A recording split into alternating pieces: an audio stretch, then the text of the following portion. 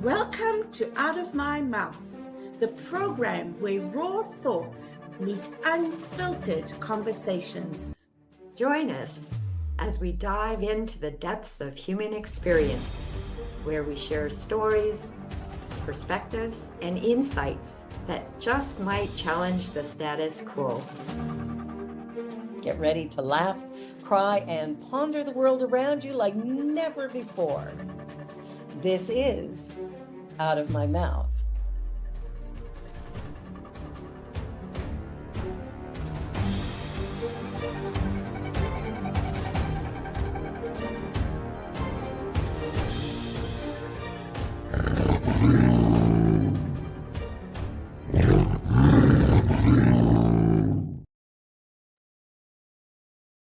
The views and opinions of our guest and hosts do not necessarily reflect those of New Thought Media Network, or any organization we may be affiliated with.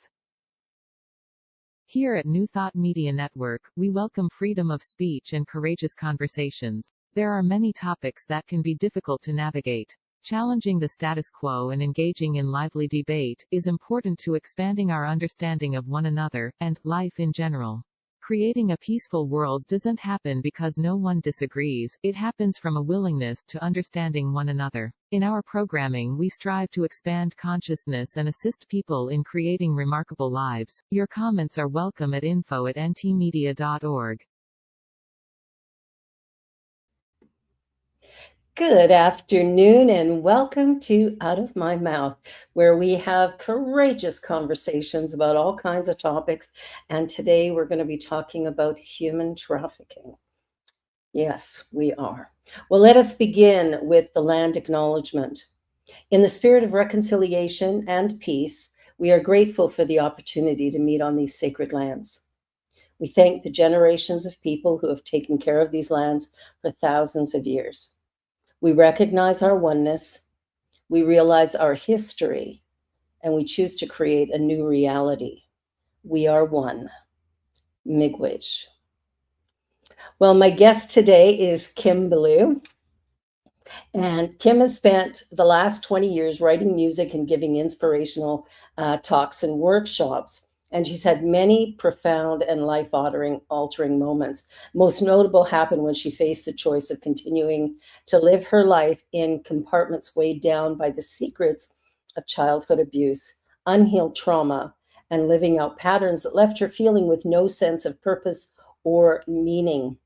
Once Kim discovered her voice, she became passionate about helping others to do the same. Through her continued healing journey, Kim also found a way to give voice to being sex trafficked as a child, and as a result gave a TedX talk in October of 2021. And you should be able to find that on YouTube, I would think. Anyway, welcome, Kim Belew. How are you? Well, hello. It's so good to be with you today. And I'm just always grateful whenever I can share my voice and break some myths and share some hope with anyone around this issue. Yeah. So tell us a little bit about what happened to you as a child, and at what age did you discover that you had been sex trafficked? So as a child, my stepfather was my trafficker, and he, looking back on it, he was grooming me for several years before the trafficking began. But everything began, to my memory, around the age of 11. And he sold wine and alcohol for a living. And he began to take me on his sales route and give me to various men on this sales route. And so this went on between the ages of 11 and just under 18. So I was 17 years old. And in that time, the numbers are probably hundreds of men that I was given to. I got pregnant twice, and I was taken to have an abortion twice. And I, of course, got into all the behaviors that go along with being someone who's in that environment, addiction and acting out, and a shy, quiet kid to a very obnoxious, rebellious kid. And I was in a very strict religious household too. So I had the duality that was going on within that. that really gives you a mixed message about religion and spirituality and stuff like that when you're finding your home space is not your safe space. Right. Yes. And when my abuser was an elder in the church who was very revered and looked up to. And so I'm learning these teachings that are coinciding with this horrible thing that's happening to me. And so my ideas about God or anything were very twisted and I really just didn't believe in God. Of course not. And now you're training to be a minister. And now I'm training to be a unity minister. So nobody, including myself, would have ever believed that would have happened. And so, if I was taken, you asked, when did I find out I was trafficked? Well, I got out of the environment by getting married at 18. But it was many, many years before I spoke about my abuse. And then it was only 9 years ago that I found out that I had been trafficked. And so I'm 55 years old now. So if you want to think about between the ages of, 18 and 46 is how long it took before I realized it. And that was because someone else brought it to my attention. Yeah, that's the thing, because when we think of human trafficking, we think of somebody swooping a woman or a child or a young person off of the street and then shipping them off somewhere, another country, or selling them in that way where they're like gone forever. Right. Wow. Yeah, and that's what I thought too. And so what happened is, the demons in my mind, because what I had been told was, if I ever speak about this, I will be killed. Someone will find me and I will be killed. And I carried that and I believed it. Even though my stepfather had long ago, he passed away when I was 20. And so, but I still believed that one of these people would get me.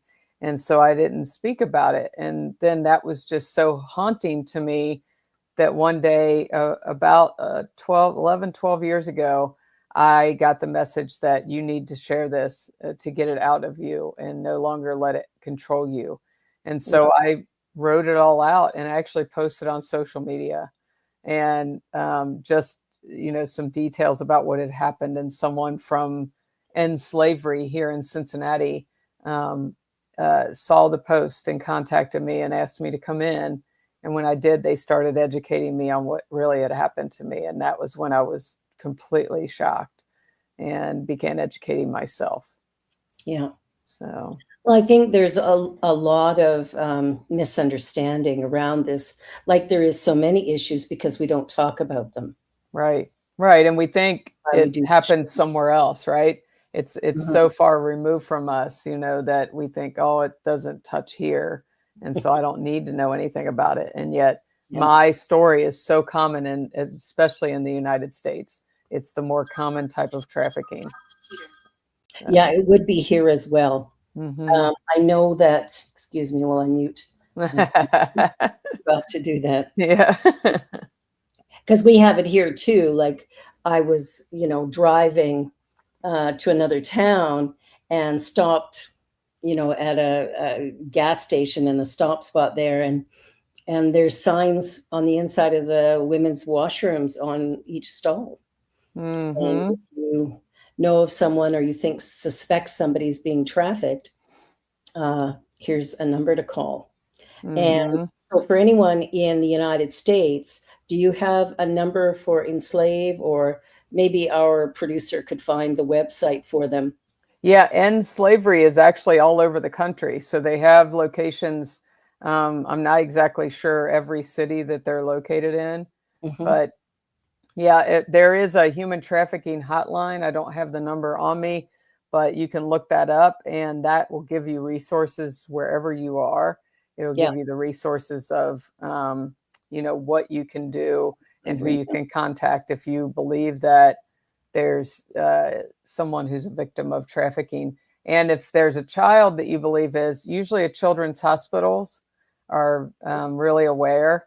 And then you can do something to contact them, because I'm on the human trafficking task force here in the local children's hospital. Okay. Yeah. And Deja, can you look up for Ontario, Canada, what website people would use here? Because we are across the border. Yeah. So the the ideas of, I guess for me, I'm a little bit appalled that there are people who would want to harm children in that way. Like, I'm always shocked at grown men who have sex with 11-year-olds. Right. Right. Like, Yeah. Yeah. I There's no don't way to understand understand it. it. Right. Yeah, Yeah. it doesn't make sense at all. And I'm not sure how we put a stop uh, to it. Like, what is it in these men that makes them okay? The Canadian Human Trafficking Hotline. Awesome. Okay, thank you, Deja. And the US National Tip Hotline she put in the chat as well. Awesome. Yeah, I think it's important to put that information up because you never know who's going to see this program or when, because it will be posted on YouTube.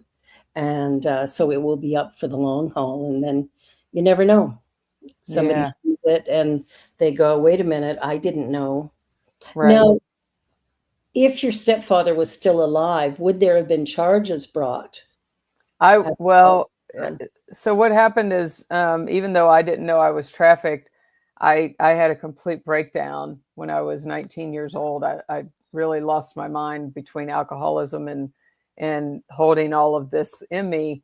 And I ended up in a mental health unit, and they did, I did just say he did something to me. That's all I could say is he did stuff to me. And they asked me if I wanted to bring charges, and I said no. I just wanted to be away from him. I didn't want to have to face him. And so the likelihood of people wanting to go to court and go through it is awful what they do to the victims of any kind of sexual abuse.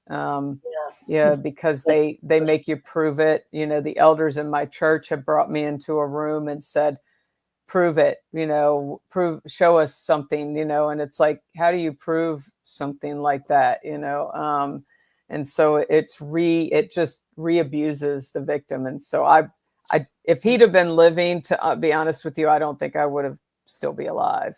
I think him dying really is what enabled me to get to the place that I could heal the way that I have. Wow. Yeah. Well, good for you to be having that resilience that you're able to turn it around. Given, I can't imagine, like I can't even imagine being passed around like that and what that might do to a person. And then also having to have 2 abortions as a result of these encounters. That too is, like, as a woman, that is a very hard thing Right. to go through, and to know that, that's a potential life that I don't really have a choice about whether or not I have it or not. I'm Right. assuming you didn't have a choice about the I did abortion. not have a choice. I was 13 for the first one. And I do remember that one quite well. Just to the picketers and and all of it, and then the one when I was almost 17, I was so in my own addiction, and I don't remember a lot about it. And I was so numb that I felt really hardened to it. Yeah. But I carried a lot of shame around it, which is ironic. I was taken to have these things done, but I carried the shame of I did something bad. I did something bad that caused this to happen. And so, yeah. And isn't that interesting, as women, the amount of shame we carry for things that we had no control over? Right. Yeah. That's the biggest thing. That's the biggest way that any abuser gets someone to comply, and especially a trafficker, and so they usually are picking people or kids that are more introverted, like I was, less outspoken. I have an older sister, half sister, who's very outspoken. He wasn't even she wouldn't even come to him to get a spanking, much less anything else. She was like, you're going to catch me, where I was just this very timid kid. And so they rely on your mind being malleable and being very influenced in that way. And I was. Yeah, I think that then leads to even lowering the self-esteem further than what it already is. and causing even more damage in the long run. Right. How do you think you got out of that? Like, can you think about what caused the change for you to really kind of get rid of? Yeah. Well, there were a couple of things. First of all, we had lived on this farm in the country for the predominant part of the abuse and the trafficking, and we moved from that space. And in that house, there were no locks on any doors, access to everything, including the bathroom. And so I never had any privacy or any way to keep myself safe. But when we moved, and bedrooms were at the opposite ends of the house on the farm. When we moved, we were in this smaller house, and my bedroom was across the hall from my mom and stepdad's bedroom, and my door had a lock on it, and I locked it every night. And I'll tell you this, to this day, I want my bedroom door to be locked. And all these years later, I cannot sleep anywhere that the door doesn't lock because of growing up with open locked doors and someone coming in and taking me, and and so it's just one of those things that I have just allowed and comfort myself with at this point. Yeah. So Now, you had mentioned that that he was pretty predominant in the church. mhm. What are the odds that church members know what's going on? Sort of Well, yeah, higher ups, like, yeah. I think they were kind of part of it. And actually, I probably about, I don't know, 6 or 7 years ago, I saw a thing where there was it wasn't a human trafficking, but it was a cult sex ring, child sex ring, a global one, which is Jehovah's Witnesses, that was being brought up. And I did call and talk to law enforcement people about it. And they said, unfortunately, because of how old my case was, I couldn't be a part of that. But, they really appreciated my input, but there is something that's big. And I think, that there were probably other elders in the church that were involved, though I don't remember any personal encounters with them. There's like this separation thing. I don't know how all of that works, and I'm kind of glad that I don't. Yeah. What kind of mind it takes. wow. Yeah. And for me as a minister, I think about church as sort of a safe place. Hmm. And so it's a bit disheartening to hear, some of the things that have gone on in the Catholic Church, and now what's some of the things going on in the Jehovah's Witness and wherever else, there could be. Right. Yeah. Yeah. I think there's, when there becomes this idea of protecting the secrets rather than protecting the people in general, Yeah. that's actually not church or not spiritual community to me at all. I like spiritual community, feels better to me. And Yeah. so, I, as a spiritual leader now, that is like a big focus of mine. And I'm sure it comes from having that experience. Is I want the space to feel safe for everyone. And I Yeah. want it to actually be safe, not just feel safe in theory, but to actually be a safe place. It has to be a safe place. Yeah. Yeah. Oh, I love that. I love that. Because I think part of what I've noticed as a New Thought leader is that the number of people coming in, many of them are coming from other religions, and they're coming in with stories not as extreme as yours, but ones where they've been damaged. And Hmm. even hearing the word God will send them over the edge. Yes. And it's really disheartening to think about, even here, the residential schools that took the Indigenous children away from their homes. Mm, And, we've opened up some graves that are, filled with these mm, children's bodies. mm, It's, and that was done by the Anglican Church, which would be Episcopal in the US. mhm, And the government of Canada had put those schools together and said, yeah, take the kids out and teach them mhm, our language and our ways and mm, get rid of theirs. It's, any of those things where we start, and again, you talked earlier about grooming. And I think whenever we try to change people to suit our needs or whatever, I think we're doing a lot of harm. Right. Yeah, absolutely. And one of the things that attracted me to Unity, the first thing I heard was, we honor all paths to God, Yes. and so I was like, really? Wow, what a concept that there's no dogmatic approach of our path is the only path, and so that was the first thing that really took me to, a place of like, okay, this might be something for me. And I still had those things you mentioned, like hearing God or Jesus or the Bible was triggering to me for a Yeah. long time. Yeah. But, it did really help me to feel safe to even say that or to feel that. So, Wow, that's yeah. awesome. I read a book a little while ago that because I don't consider myself a Christian. I consider myself a New Thought minister, and I'm going to speak about concepts that make us, Mm-hmm. feel good and change our lives. But I read a book called The Wisdom Jesus, and it was written by an Anglican priest. And she was in, I think, the second class of students that allowed women to become ministers. And she wrote this book. And when I first started reading it, one of the quotes in there was from an Englishman, and it was, the Christian church has not, or Christianity has not failed. It just hasn't been tried yet. And Mm. I thought that is a powerful, it is an excellent, excellent book. Oh, wow. Yeah, Yeah. really. Um, she is, she's a remarkable writer. And, just the fact that she was, in a traditional religion and came up with these ideas that were far more expansive. Mm-hmm. I loved it. The minute I read that quote, I thought, oh, I could read the rest of the book. Yeah, absolutely. Yeah.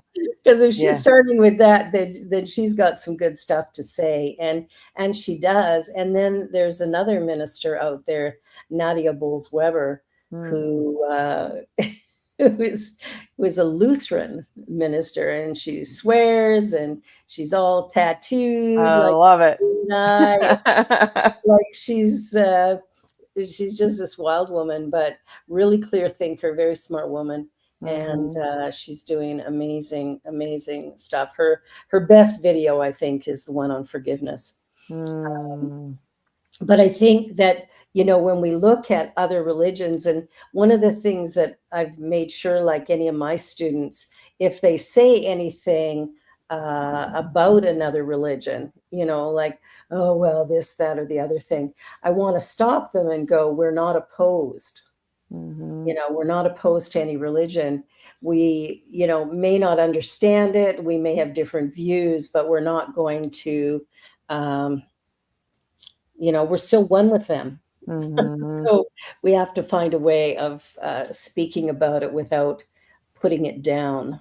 Yeah, there's a reconciliation that I think, would be hopeful to happen. But, like I feel what I grew up in was cult, it was beyond religion into a cult. Mhm. And so I had the double thing that was going on was, Yeah, the cult of being trafficked and the cult of the church, yeah, and those were two things that have taken tremendous amount of years to heal each of those separately. And then, yeah. they kind of got enmeshed with each other.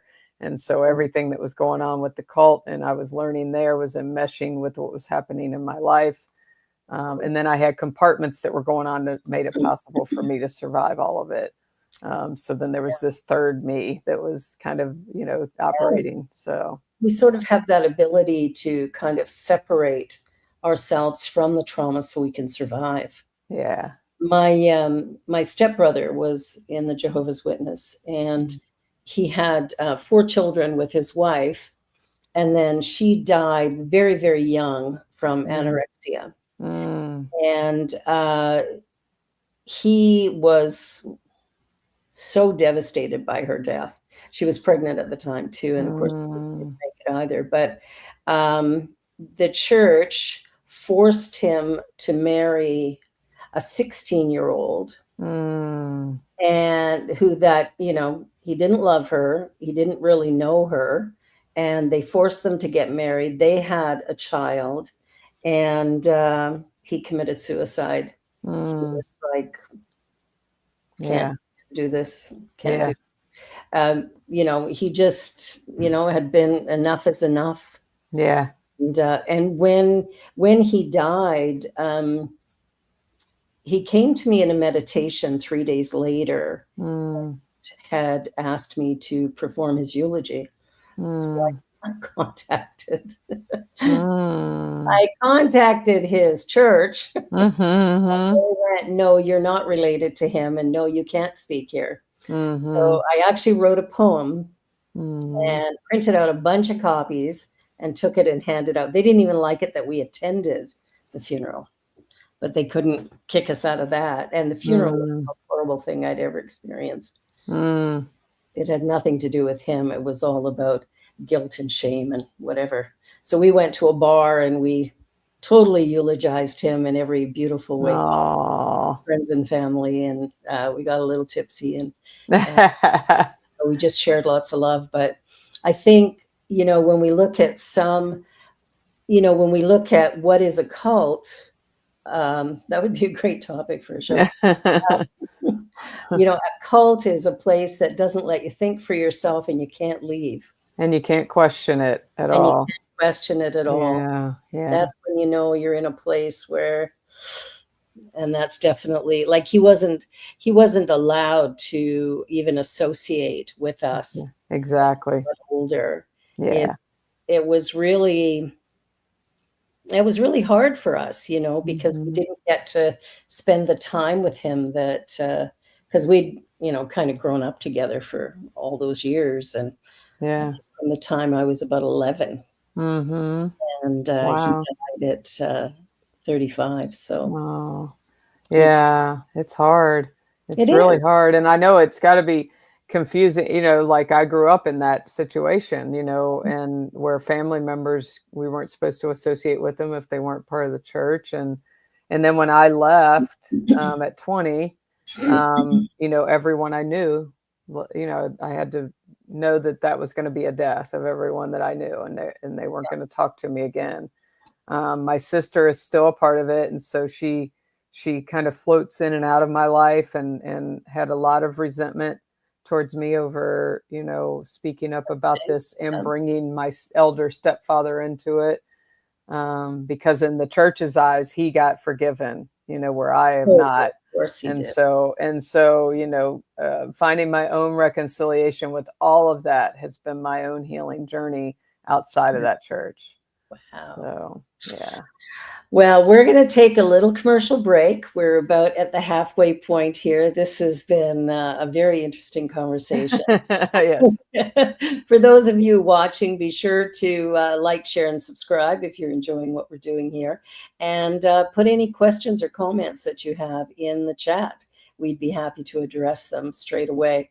Anyway, we're going to take a short commercial break. Do not go away, because there's plenty more to come, and we'll see you in just a few minutes. You're watching Out of My Mouth on the New Thought Media Network.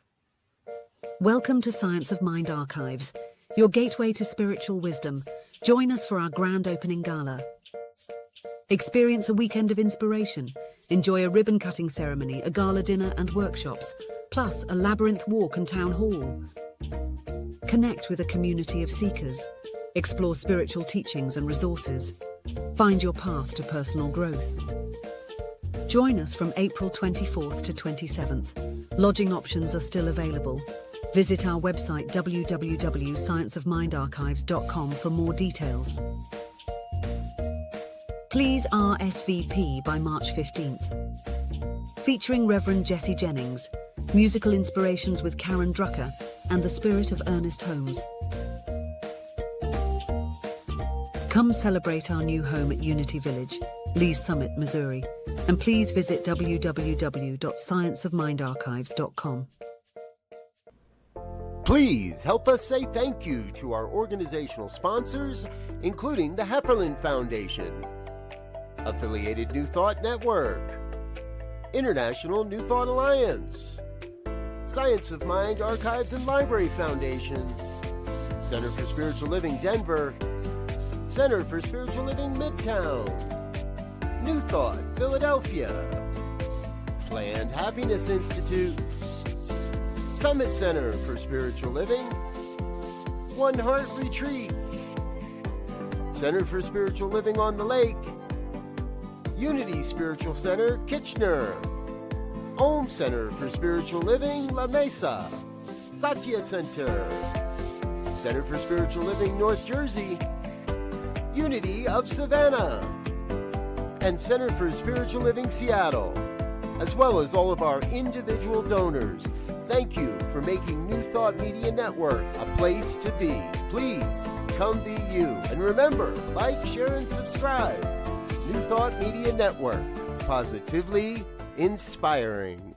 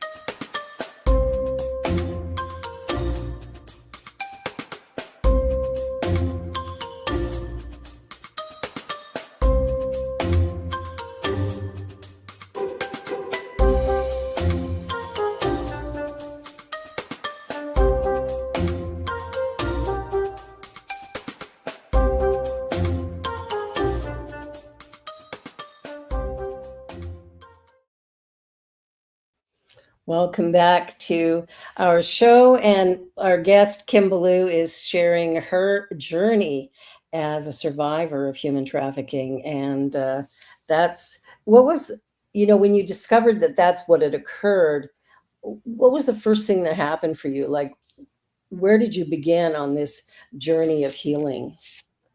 It was, I was so bewildered to learn that it took me a while I kind of started reviewing everything and thinking about it. And I had all these handouts that were given to me.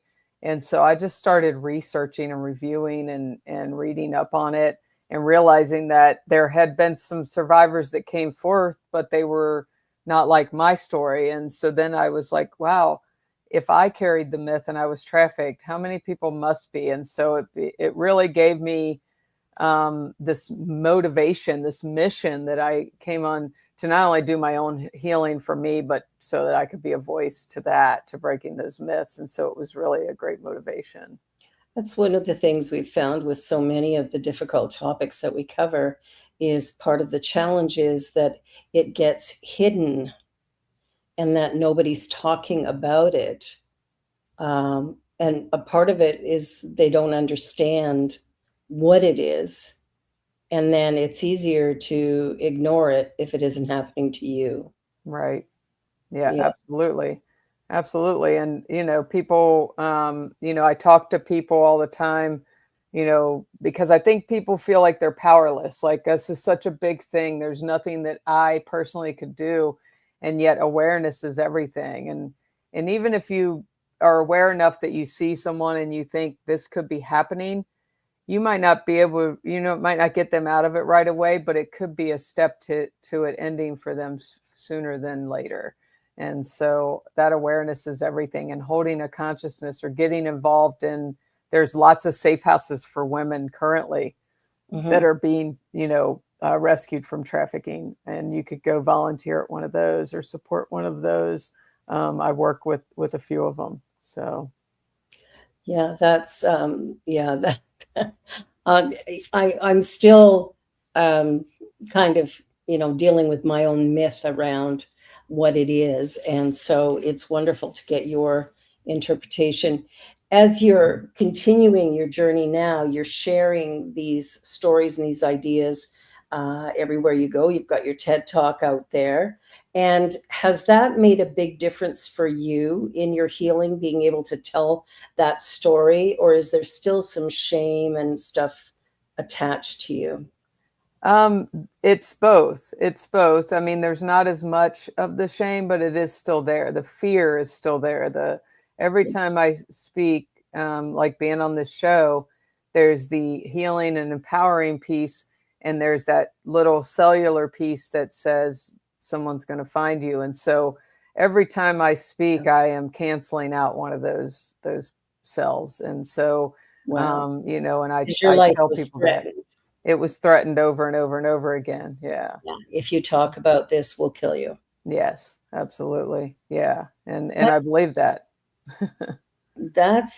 that's huge. So breaking that, the first time you told your story, how was that for you? That must Well, have been, yeah. It was hard. So I started talking about being abused, sexually abused when I was probably in my early 40s. I started to talk about that piece yeah. because I had done so much healing. But I carried so many of the other little secrets, the abortions and being given to other men. And, you know, I kept it on my stepfather. And so it wasn't until I made that post because that was haunting me. And so I made that post, and then I didn't look at Facebook again for a couple of days because I was so afraid. Yeah. Yeah, absolutely. And so that was huge. So it's just been a step of, if I hadn't have been so healed in the abuse with my stepfather, I think I wouldn't be able to be doing what I'm doing now. But it definitely is very healing.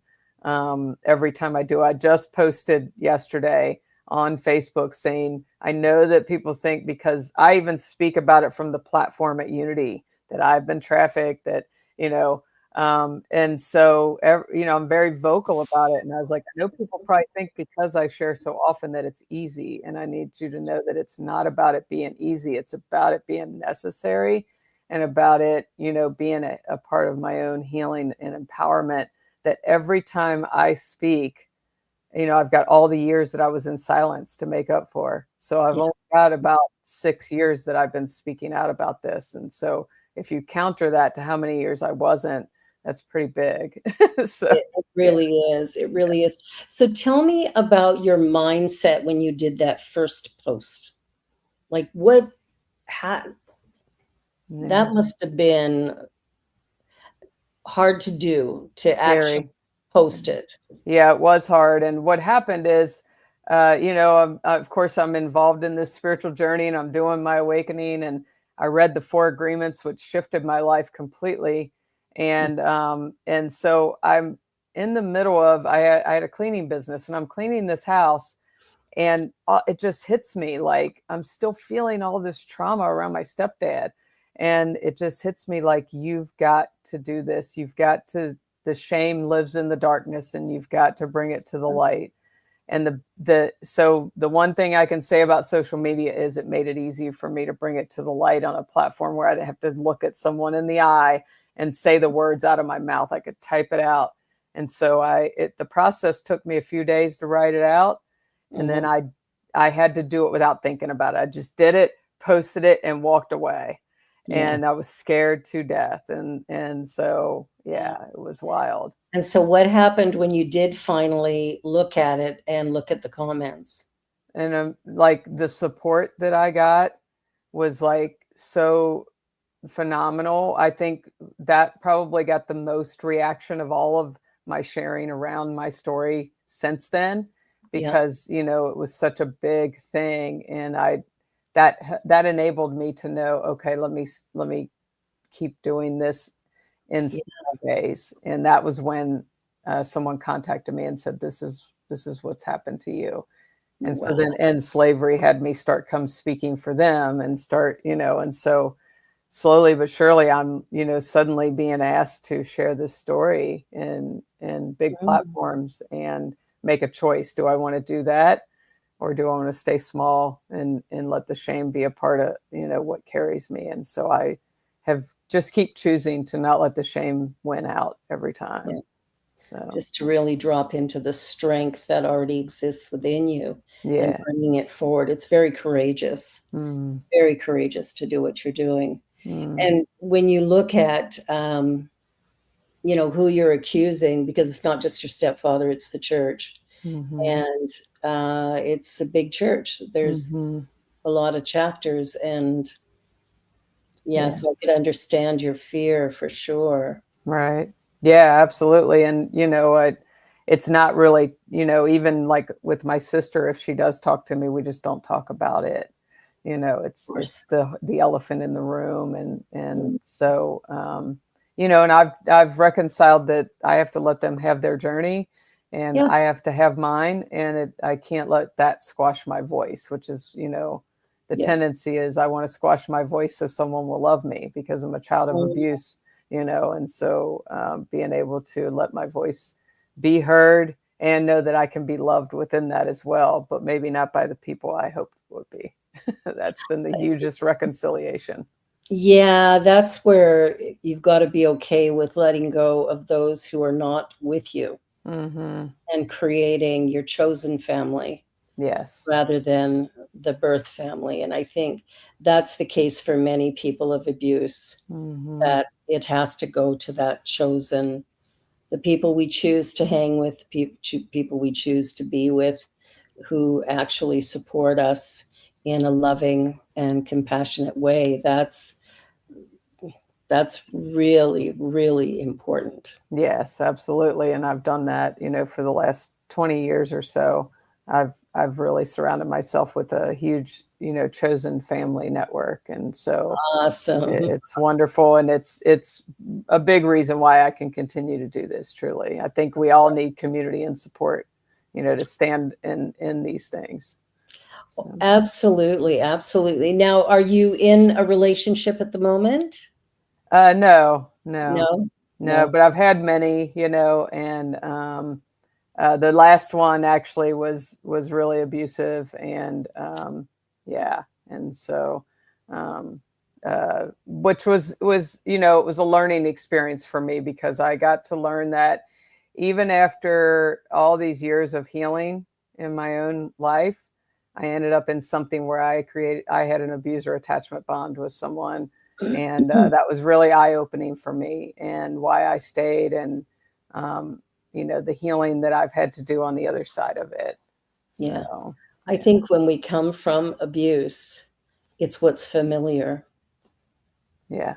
And so it's what, when we look across the room and see somebody, it's like, yeah, that's the one. And of course, they match that energy, which is why we're attracted. Right. I did the same thing. I've been married 5 times. And what I realized was the first 4 times I just kept marrying the same guy. Right. Taller, shorter, whatever, but somehow, all had something about them that was on those abusive lines that,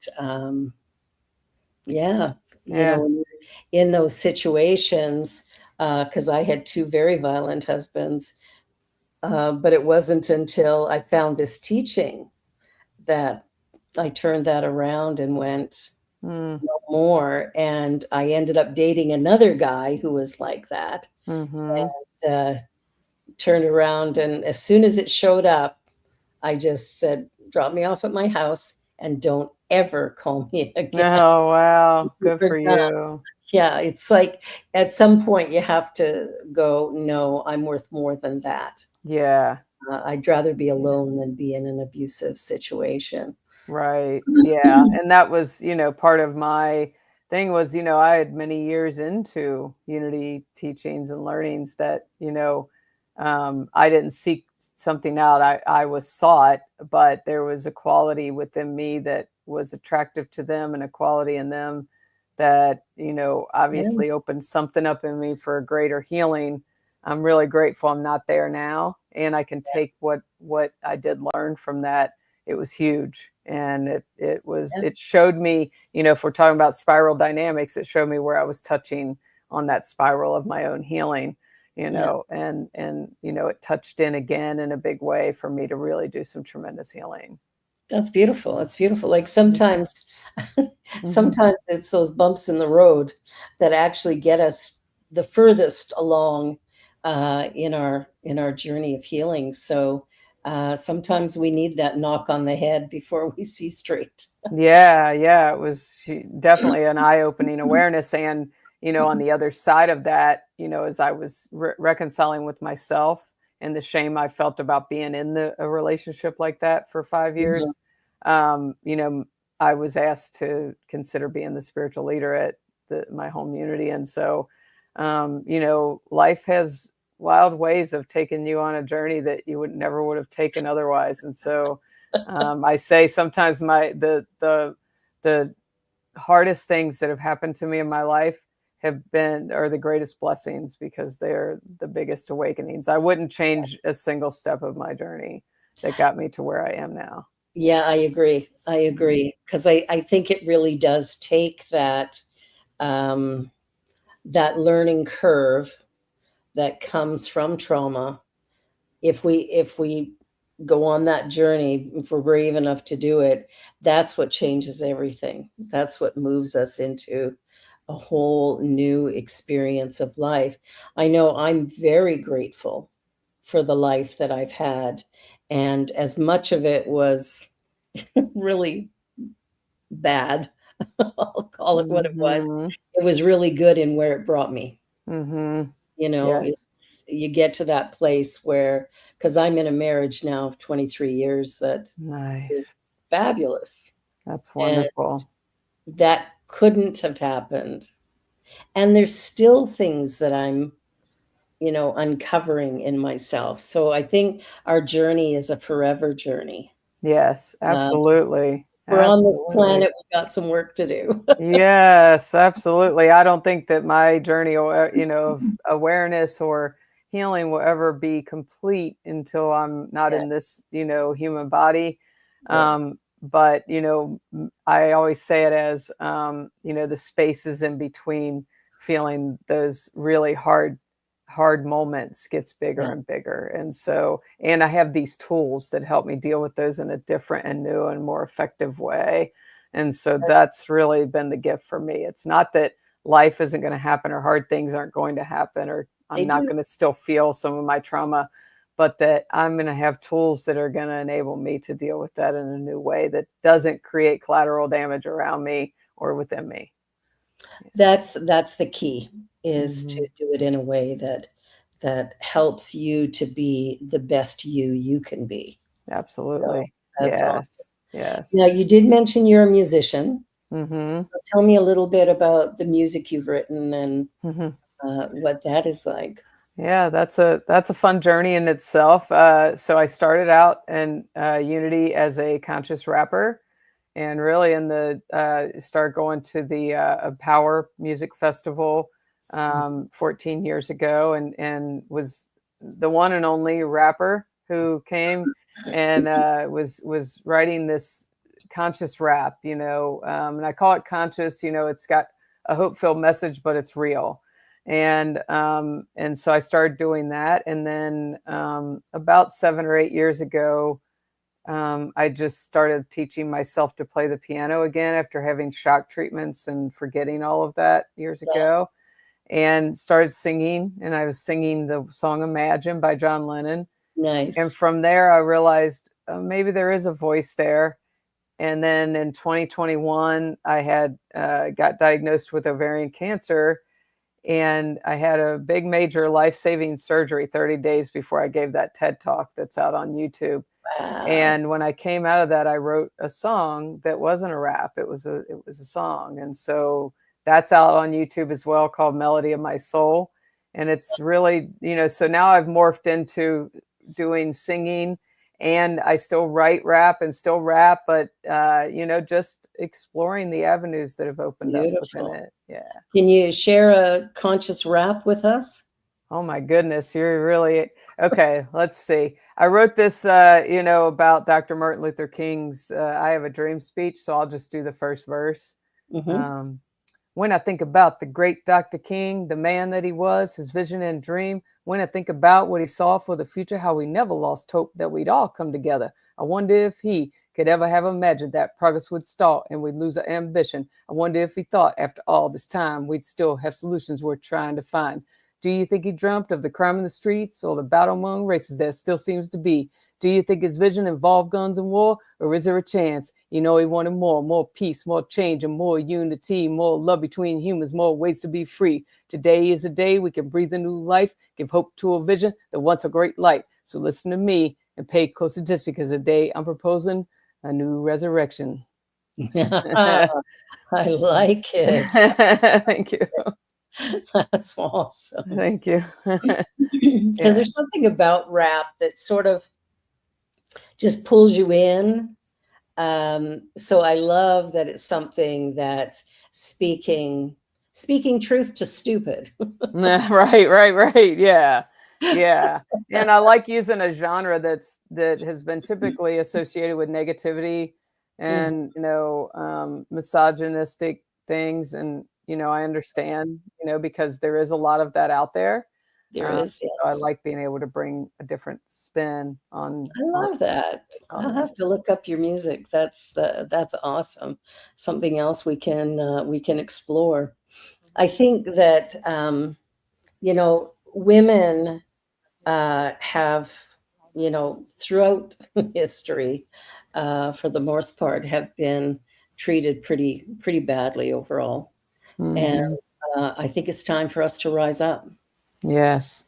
It's time to stand up to all of the crazy things that are going on. There's more of them going on in the US than there is up here, but we sometimes follow suit. So it makes me a little nervous. But I think when I look at what's happening with women, I think there has to be a big shift that's coming, because there's no way on earth, with us being the majority of the population, that we're going to stand for it for too long. Right. Yes. And the solidarity is everything, and coming together and looking beyond any lines, any small differences that we might think are there, to the commonality of, all of us. It's, it hasn't been that long that we've had any ability to have a voice. And so, really looking at the reality of that and giving voice and empowering yourself. And if you can't do it alone, find someone who will do it with you. Exactly. Yeah. I think that that's probably the most important thing, is to really come together as women, to stop competing with one another, and instead going into places of collaboration and cooperation, where we find ways to support one another, regardless of what our journey is, that we're there to lift each other up. And the more we can do that, the more likely we are to come up to a place where we can stand against whoever is trying to squash the feminine in this world. So Yes. there's a ways to go, for sure, but it requires us coming together. Absolutely. Can't be catty with each other. We have to really honor the feminine and let men worry about honoring their journey. And I know there's lots of men who would join in and support that movement. But we as women really need to look at how we treat each other. Yes. I agree. Yeah, I agree about that. And I have a vision of doing some kind of a workshop or weekend thing that is empowering women, that invites men to be a part of the audience, that invites them to be witnesses, but not hearing their voices so much, but being witnesses to, holding sacred and safe space, because that's how we heal. That, and by inviting men that do support into that, to witness it as we lift each other up, I think that can create a huge amount of healing. That's beautiful. That's beautiful. I really like that. I think that's something we should create. Yes, I think so too. And it's been a vision I've held for a while. And so, you know, so I know that giving voice to things lets the universe know. So there we go. There we go. It's time to make it happen. Yeah. Oh my gosh, I love that so much.